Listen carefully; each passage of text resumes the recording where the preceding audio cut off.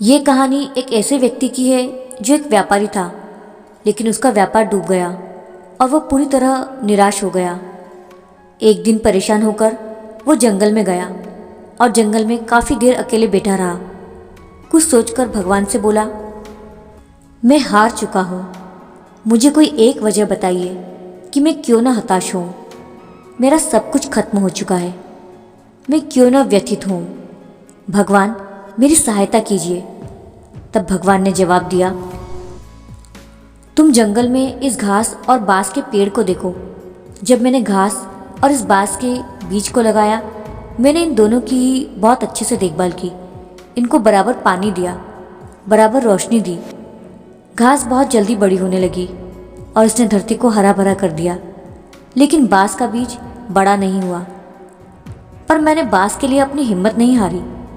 दूसरे साल घास और घनी हो गई, उस पर झाड़ियाँ भी आने लगी, लेकिन बांस के बीज में कोई वृद्धि नहीं हुई।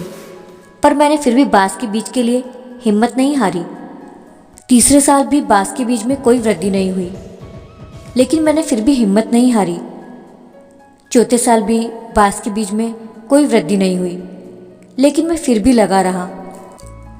5 साल बाद उस बांस के बीज से एक छोटा सा पौधा अंकुरित हुआ। घास की तुलना में ये बहुत छोटा था और कमज़ोर था, लेकिन केवल 6 महीने बाद ये छोटा सा पौधा 100 फीट लंबा हो गया। इस बांस की जड़ ने वृद्धि करने के लिए 5 साल का समय लगाया।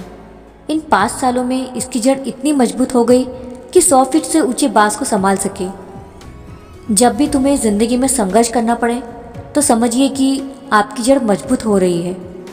आपका संघर्ष आपको मजबूत बना रहा है, जिससे कि आप आने वाले कल को सबसे बेहतरीन बना सको।